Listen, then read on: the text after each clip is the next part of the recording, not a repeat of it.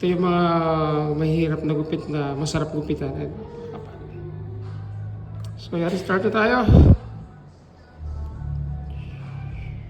So yan, at ating nga inumpisa ng gupit sir at ating inunti-unti at ating binigyan ng texture. Pero bago natin siya tinexture, pinuputol natin yung may mga damage niya. Ayan. Kung makikita nyo kung paano ko siya himayin. Ayan.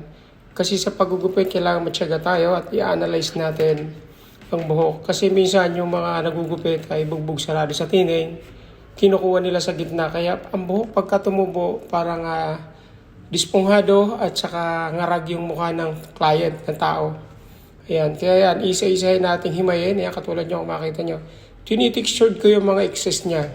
Ayan. Kung makikita nyo siya sa suklay.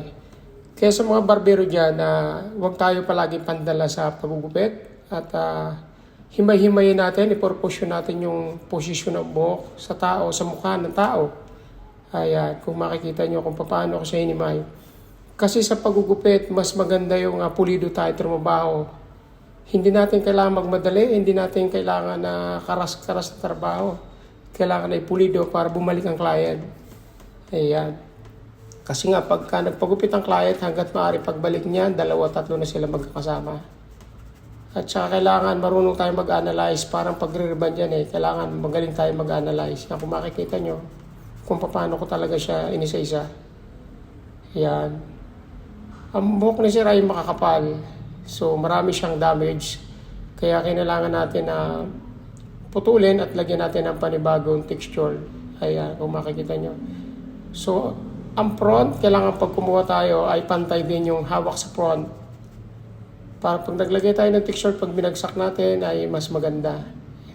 Kasi tsaka karamihan ngayon ng mga barbero, puro alam fade, mid fade, taper fade. So pag-aralan nyo rin ng ganitong gupit. Kasi pag natuto kayo, napakadali lang at napakasarap. Yan, nakikita nyo yung tapos niya. Yan. So tinanggal ko nga yung mga excess sa hairline niya para mas malinis tingnan. Yan. Kung makikita nyo, pulido-pulido ang pagkakagawa natin dyan. Kasi sa totoo lang, ang pagiging barbero, stylist, ay kailangan magaling tayo kumapa ng buhok, magaling tayo magposisyon, alam natin i-analyze, at alam natin kung anong babagay para sa client. Kasi ang nagdadala dyan sa mukha ng tao is yung buhok. Sana makatulong tong video na to para sa mga baguhan dyan na gusto matuto. Hindi natin kailangan magmadali, uulitin ko, hindi natin kailangan magmadali, hindi natin kailangan mataranta, hindi natin kailangan habulin yung mga nakapila. Ang mahalaga, mapasaya natin ang client, maibigay natin yung best na gupit. Yan. Kasi bakit ba pumapasok ang isang client sa isang shop? Para magpapugi at mag-relax. Ay, kung makikita nyo kung paano ko siya sipatin, paulit-ulit ko siyang kinakapa. Para maalam ko, malaman ko ang posisyon at para may proportion natin ng ayos. Ayan. Saktong-sakto talaga ang pagkakadali ko dyan. Ayan. Hindi naman ako dito nagmamadali kasi nga katulad na sinabi ko, kailangan ibigay natin yung best sa client kasi yun ang pinakamahalaga. Kasi kung tayo pandalas, wala. Ayan, di ba? Kung makita nyo, napakalinis ang gupit ni sir. Lalong pumugi si sir. Ayun, no? Sa pulo yan. Yan yung tinatawag na trim na sakto ang haba, sakto ang kapal.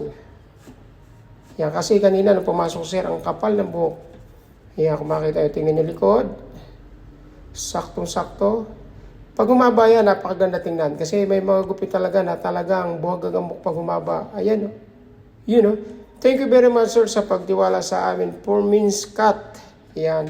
Pinalitan ko na po ang pangalan ng BGC Barbers. 4 means cut na po ang nilagay kasi hindi po na-aprobahan sa DTI ang ating pangalan na BGC Barbers. Yan sa zero, nga pa-smile din natin. Yan ang pinakamalaga at pinaka-importante, napakasaya na mapasaya mo isang client. God bless you, sir. Maraming salamat.